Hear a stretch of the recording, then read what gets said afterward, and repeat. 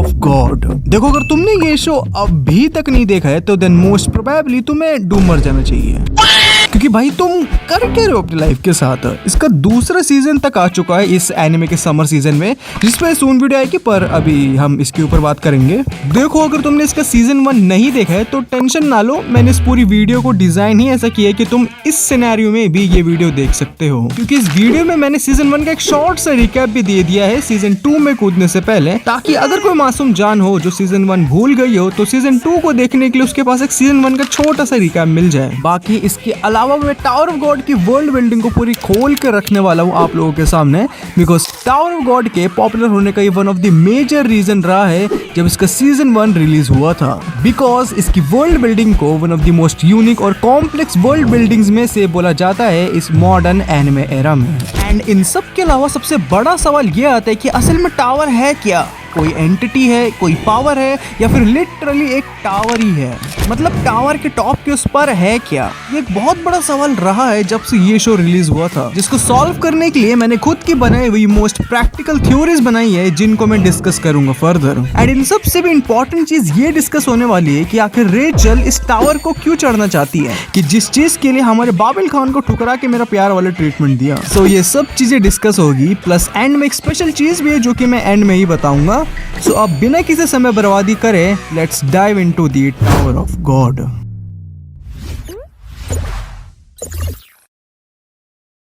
सो किसी और चीज पे जंप करने से पहले सबसे पहले हम जाते हैं पास्ट में सीजन 1 के समय, एक रिमाइंडर के लिए कि एक्चुअली में हुआ क्या था। तो भैया कहानी शुरू होती है दो किरदारों से जिनका नाम होता है रेचल और योरू। देखो, ये नाम असली मानवा में अलग भी हो सकते हैं, जिससे ये एनिमे अडेप्ट हुआ है, पर एनिमे में यही नाम है। तो रेचल योरू को फर्स्ट एपिसोड में ही कह देती है कि उसे टावर ऑफ गॉड क्लाइंब करना है तारे देखने के लिए, जिसके बाद दोनों को अंदर जाते हुए दिखाते हैं टावर के। और हाँ, ये एंट्रेंस सीन बहुत इंपॉर्टेंट है फ्यूचर इवेंट्स के लिए, क्योंकि यहाँ जैसा दिख रहा है वैसा है नहीं। तो दोनों टावर के फर्स्ट फ्लोर पे एंटर कर जाते हैं, जहाँ पे हमारे योरू को एक गेट कीपर मिलता है जो कि उसे बताता है कि अगर मुन्ना भैया तुम्हें टावर के नेक्स्ट पड़ाव पे जाना है तो उस बॉल को डिस्ट्रॉय करना होगा, जिसको एक जाइगेंटिक ईल प्रोटेक्ट कर रही होती है। तो इसके बाद योरू जैसे ही आगे बढ़ता है तब एक परम सुंदरी आकर उसे रोक देती है कि भैया ऐसे कैसे, क्योंकि योरू एक स्पेशल केस है। और वो क्यों? क्योंकि योरू खुद की मर्जी से एंटर करा है और इस टावर में आज तक कोई भी अपनी मर्जी से नहीं आ पाया है।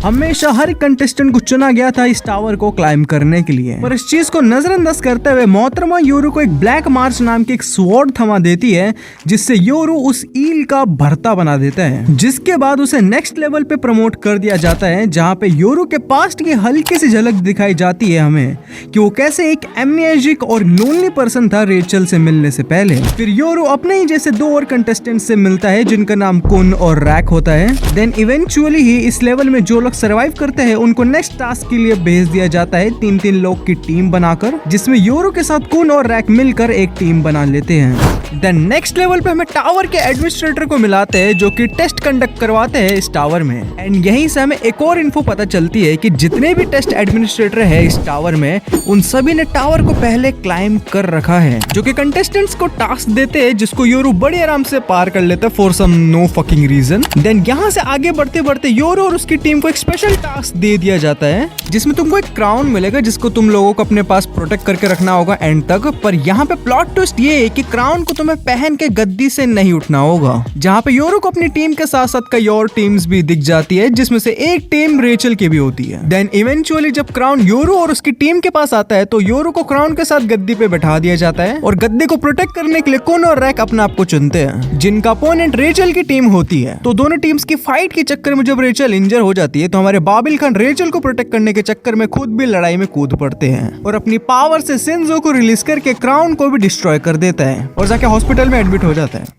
इसके बाद हमें स्टोरी से रिलेटेड एक काफी इंपॉर्टेंट सीन दिखाया जाता है, जहाँ पे लेरेरो यू नाम के एडमिनिस्ट्रेटर से डिस्कस कर रहे होते हैं कि टावर की पावर किसी भी खतरनाक इंसान के हाथ में तो बिल्कुल भी नहीं आनी चाहिए, क्योंकि बाबिल योरू ने जो क्राउन वाले टास्क में जो भसड़ मचाई थी उसको देखकर दोनों एडमिनिस्ट्रेटर्स के गोटे मुंह में आ जाते हैं। देन कट टू हमें एडमिनिस्ट्रेटर्स के थ्रू नेक्स्ट लेवल के बारे में बताया जाता है, जिसमें दुनिया भर की लड़ाइयां और बैक स्टोरीज दिखाई जाती है। सबके बारे में डिस्कस नहीं करेंगे क्योंकि ये समरी वीडियो है। एंड इसका एंड रिजल्ट बता देता हूँ, जो कि है रेचल की गांड मार ली जाती है। लिटरली नहीं, भाई यार क्या हो गया मेरे स्क्रिप्ट्स को। तो अगले दिन जब रिजल्ट्स डिस्कस हो रहे होते हैं देन हमारे एडमिनिस्ट्रेटर यानी यू बताते हैं कि रेचल अब इस टावर में आगे कंटिन्यू नहीं कर सकती ड्यू टू हर इंजरीज। जहाँ पे कुन कहता है कि भाई ऐसे कैसे, जिसमें यू कहते हैं कि सिर्फ रेगुलर इस चीज के बारे में उनके साथ डिस्कस कर सकते हो और कोई नहीं। जिसमें योरू कहते हैं कि मैं एक रेगुलर ही हूँ बिकॉज योरू खुद की मर्जी से इस टावर में आया था, और रेगुलर्स उन्हें ही कहते हैं जो कि खुद की मर्जी से इस टावर में आते हैं। तो एडमिनिस्ट्रेटर से बात करने के बाद कंक्लूजन ये निकलता है कि योरू को एक टेस्ट दिया गया है, अगर वो योरू उस टेस्ट में पास हो जाता है देन रेचल को आगे टावर क्लाइंब करने के लिए परमिट कर दिया जाएगा। देन इसके बाद पूरा टेस्ट जब खत्म होने जा रहा होता है पर अब वो मोमेंट हो जाता है जो कि हर टूटे दिल आशिक के नस नस में बसा हुआ है जिसने भी ये शो देखा है।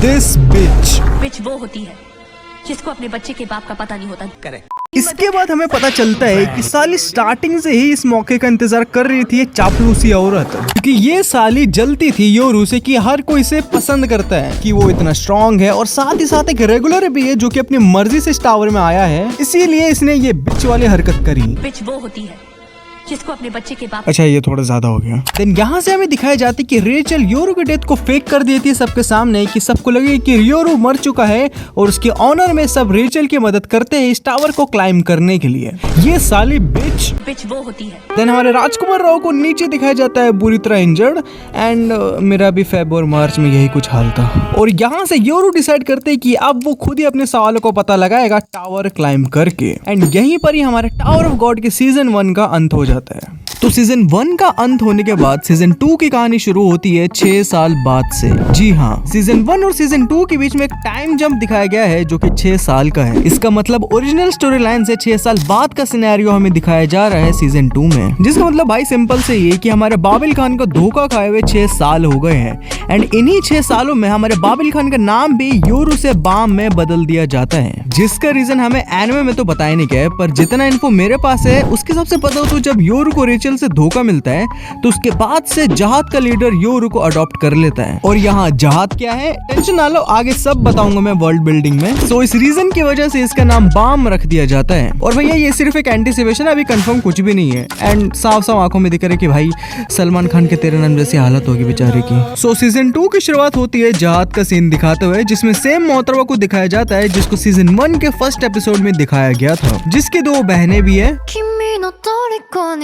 देन टावर का में वो फ्लोर दिखाया जाता है जिसमें जितने भी कंटेस्टेंट्स होते हैं वो लिटरली अपना सब कुछ लगा देते हैं इस फ्लोर में, क्योंकि अगले फ्लोर में जाने की फीस ही इतनी होती है कि मैक्सिमम कंटेस्टेंट इसी फ्लोर में रुक जाते हैं, एंड इसी कारण इस फ्लोर में बहुत सी चोरियां वगैरह भी होती है, जिसमें हमें एक नए कैरेक्टर को इंट्रोड्यूस कराया जाता है जिसका नाम है और इसको अपने सर पे चढ़ा हुआ कर्जा भी उतारना है इस टावर पे चढ़ के, जिसके कारण इसके पास जो भी होता है वो सब कुछ लगा देता है इस टावर की फीस में, और घुस पड़ता है टेस्ट के लिए जहाँ पे इसको नन अदर देन हमारा बाबिल खान नहीं, एक super ultra pro max the god level mogger, father of all sigma, the father of Gojo Satoru, जो गोजो को अपने लड़ पे झुला दे अपने लुक मैक्सिंग से, जिसका ऑरा हमेशा इन्फिनिटी रहता है, जो कि नन अदर देन हमारा बाम है। और यहीं से इन दोनों किरदारों की कहानी को कंटिन्यू किया जाता है स्टोरी में। सो या that's it for the recap. अब आते हैं वीडियो के मोस्ट इंटरेस्टिंग पार्ट में, जो कि है the world building of tower of God.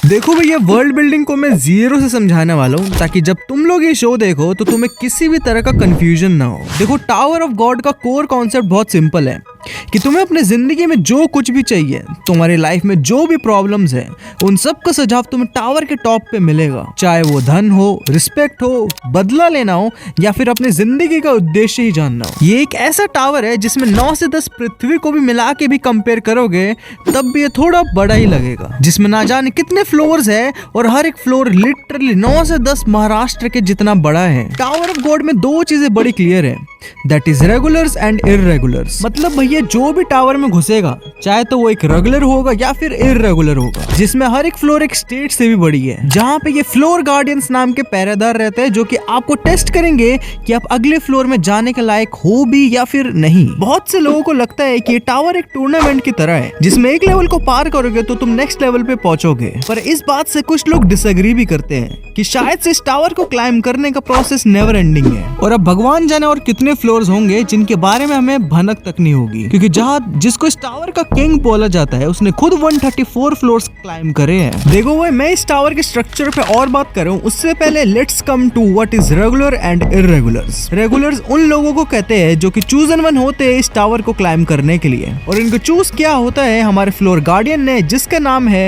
Hindon. Hindon regulars का पोटेंशियल टेस्ट करता है कि क्या ये कंटेस्टेंट टावर को क्लाइम करने के काबिल है भी या फिर नहीं, और रेगुलर्स को साथ ही साथ फर्स्ट फ्लोर स्किप करने का मौका भी दिया जाता है क्योंकि उनका पोटेंशियल ऑलरेडी हमारे फ्लोर गार्डियन ने टेस्ट कर लिया होता है। और दूसरी तरफ इर्रेगुलर्स उनको कहते हैं जो कि टावर को क्लाइम करने के लिए खुद की मर्जी से गेट खोलते हैं, क्योंकि इन लोगों को हिडोन को प्रूफ करने की जरूरत नहीं होती अपनी वर्थ, और ये लोग टावर के रूल्स की भी कभी कभार अगेंस्ट चले जाते हैं, बिकॉज स्टार्टिंग से ही इर्रेगुलर्स का पास्ट रिकॉर्ड्स कुछ अच्छा नहीं दिखाया गया है, क्योंकि ये लोग बहुत ही एक्सट्रीमली पावरफुल होते हैं। इसका एग्जांपल दूं तो सीजन 2 में तुम बाम को ही देख लो भाई, लिटरली उसने एपिसोड 4 में दिखा दिया था कि वो सबसे पावरफुल कंटेस्टेंट है करंट टाइम में। अगर हम टावर ऑफ गॉड के पावर सिस्टम पे आए तो टावर ऑफ गॉड का पूरा वर्ल्ड एक सिंपल बट थोड़ी कॉम्प्लेक्स चीज के अराउंड घूमता है, दैट इज सिंजू। अब जनाब इसके बारे में ध्यान से सुनना। सिंजू एक मैजिकल सब्सटेंस है जिसको तुम देहाती भाषा में जादुई पानी भी बोल सकते हो, जो कि टावर से निकलता है और पूरे टावर में फ्लो करता है हवा की तरह। मतलब कि ये ऑक्सीजन की तरह काम करता है जो लोग टावर में ही निवास करते हैं। इसलिए नो सिंजू मतलब नो लाइफ, क्योंकि सिंजू अगर ना हो तो बाहर के लोग यहाँ सांस भी नहीं ले सकते हैं। तो सिंजू और हवा में फर्क क्या हुआ? फर्क ये है कि हवा तो हमें पता है कि वो हमेशा सेम तरीके से बिहेव करती है, पर सिंजू ऐसा नहीं है। सिंजू कभी कभार हवा की फॉर्म ले लेता है और कभी कभार पानी की तरह भी बिहेव करता है, या फिर कभी कभार सिंजू सॉलिड की फॉर्म में भी तुम्हें दिख सकता है। सिंजू बिहेव कैसे करेगा ये कुछ फैक्टर्स डिसाइड करते हैं, जैसे अभी तुम कौन से फ्लोर में हो, उस फ्लोर में इंचार्ज कौन है और वहाँ का एनवायरनमेंट कैसा है। इसका मतलब सिंजू साइंस के लॉज भी तोड़ सकता है डिपेंडिंग अपॉन कि वो है कहाँ। इसलिए सिंजू सिर्फ और सिर्फ पानी तक ही लिमिटेड नहीं रह जाता है, क्योंकि ये सब एनर्जी का सोर्स है टावर में। तो सिंजू कोई भी फॉर्म ले सकती है, बिजली, आग, पानी, हवा, मतलब कुछ भी। देखो भैया, अगर इसको सिंपल टर्म में बताऊं तो जस्ट इमेजिन तुम अपनी आसपास की हवा को सडनली फायर में कन्वर्ट कर सकते हो, या फिर पानी में भी अपनी मर्जी के हिसाब से। ये पावर होल्ड करता है सिंजू। तुम इसको कोई भी फॉर्म में यूज कर सकते हो डिपेंडिंग अपॉन द पर्सन कि वो कितना केपेबल है सिंजू को यूज करने के लिए और किस फॉर्म में वो सिंजू को यूज कर सकता है। मतलब सिस्टम तुम बोल सकते हो कि ये हंटर के पावर सिस्टम से थोड़ा इंस्पायर्ड लगेगा तुम्हें, और इस पावर सिस्टम को जुजुत्सु काइसेन में भी तुम देख सकते हो एज कर्स एनर्जी। जैसे वहां भी कर्स एनर्जी को सॉर्सरर्स अपनी कैपेबिलिटी और लेवल के हिसाब से यूज करते हैं, बट टावर ऑफ गॉड में रेगुलर्स को ही परमिशन दी जाती है सिंजू को यूज करने के लिए। But on the other hand irregulars like Baam, उनको परमिशन की नीड नहीं है, वो लोग बिना परमिशन के यूज कर सकते हैं सिंजू, जस्ट लाइक उनका जैसे नेचुरली कंट्रोल हो इस पे। बट अगर इर्रेगुलर्स को परमिशन नहीं मिलती है तो वो लोग स्पेशल टूल्स यूज करते हैं सिंजू को यूज करने के लिए, जस्ट लाइक तुमने जुजुत्सु काइसेन में कर्स टूल्स को यूज करते हुए देखा होगा कैरेक्टर्स को। वैसे ही टावर ऑफ गॉड में भी टूल्स होते हैं रेगुलर्स के लिए टू यूज सिंजू, जिनको परमिशन नहीं दी जाती है। टावर ऑफ गॉड का पूरा स्ट्रक्चर एक गवर्नमेंट सिस्टम की तरह है, जिसमें हर एक फ्लोर में गार्डियन देखने को मिलेगा एक्सेप्ट 43rd फ्लोर, जिसके पीछे काफी स्पॉइलर शॉकिंग रीजन है जो कि मैं आप लोगों को बता नहीं सकता, पर अगर आप लोग चाहते हो तो मैं इसको शॉर्ट में कवर कर लूंगा, क्योंकि इस वीडियो में स्पॉइलर डिस्कशन नहीं करेंगे, क्योंकि अब तक तुम लोगों को भी आइडिया लग गया होगा कि गार्डियंस कितने पावरफुल हैं। जस्ट लाइक हर एक फ्लोर में जो गार्डियन प्रेजेंट है, इन शॉर्ट वो फ्लोर उस गार्डियन का काइंड ऑफ डोमेन की तरह है, just like domain expansion in Jujutsu Kaisen. Guardian का अपने फ्लोर में फुल कंट्रोल होता है, मतलब it's impossible to kill a guardian in its own floor. Even Jahad भी नहीं मार सकता है who is the king of the tower. पर टेंशन ना लो मुन्ना, गार्डियंस हमारी भारत सरकार की तरह नहीं है, वो अनबायसली सबके साथ बिहेव करती है। इवन जब जहाद ने टावर को क्लाइम नहीं किया था तब भी गार्डियंस अपना काम कर रहे थे, क्योंकि गार्डियंस खुद टावर के फ्लोर्स हैं। सो जब जहाद ने फर्स्ट 134 फ्लोर क्लाइम किए थे और वो जब किंग बना था तो उसने चेंजेस किए थे टावर के सिस्टम में, जैसे टेस्ट एडमिनिस्ट्रेटर को रखना। टेस्ट एडमिनिस्ट्रेटर वो होता है जो कि फ्लोर गार्डियंस की जगह टेस्ट लेते हैं कंटेस्टेंट्स के, और कभी कभार फ्लोर गार्डियन टेस्ट एडमिनिस्ट्रेटर को भी थोड़ी अथॉरिटी दे देते हैं फ्लोर की, और ये टेस्ट एडमिनिस्ट्रेटर और कोई नहीं हमारे रैंकर्स ही होते हैं, जो कि टावर को क्लाइम करते करते बहुत पावरफुल हो जाते हैं। देखो, अगर इस पूरे सिस्टम को सिंपली बताऊं तो Jahad is the ruler of 134th floor, जहां तक उसने टावर को क्लाइम किया था। Now except first floor and 43rd floor, बाकी जितने भी फ्लोर्स है टावर में वो सब के सब हायर रैंकर्स ने कॉन्कर कर रखा है। तो अब ये हायर रैंकर्स और रैंकर्स में फर्क क्या है? एक रैंकर वो होता है जिसने 34th फ्लोर तक टावर को क्लाइम कर रखा हो, और हायर रैंकर वो होता है जो कि 100 रैंकर में से एक हो। इसका मतलब ये है कि अगर एक रूम में 100 रैंकर्स हैं तभी तुम्हें इसमें एक हायर रैंकर मिलने की पॉसिबिलिटी है। तो अब आते हैं टावर के स्ट्रक्चरल बिल्ड पे, जिसमें आता है हमारा test area known as inner tower, और एक रेजिडेंशियल एरिया आता है जो कि है आउटर टावर और मिडल एरिया। इनर टावर में हमारे सारे रेगुलर टेस्ट देते हैं जिसको क्लियर करने पे ही तुम्हें अगले लेवल पे भेजा जाता है। जब रेगुलर सारे लेवल्स पार करते करते लेवल 20 तक पहुंच जाता है तब उसे इज्जत दे दी जाती है टावर के मिडल एरिया में जाने की, जो कि एक ट्रांजिशन है बिटवीन आउटर टावर और इनर टावर, जिससे रेगुलर आउटर टावर की तरफ भी जा सकता है और वहां जाके चाहे तो वो रिटायर हो सकता है अपनी मर्जी से, अगर तुम टावर को क्लाइम करते करते थक गए हो तो। आउटर टावर एक बहुत ही इंपॉर्टेंट हिस्सा प्ले करता है एक फ्लोर में, बिकॉज आउटर टावर में तुम्हें डिफरेंट कल्चर्स देखने को भी मिल जाएंगे। अब तुम में से बहुत लोग बोलेंगे कि भाई एक कल्चर को सिविलाइजेशन में बिल्ड होने में 100 से 200 साल तक लग जाते हैं, एंड यही तो बात है। लोग आउटर टावर में लिटरली अपना पूरा लाइफ स्पैन बिता देते हैं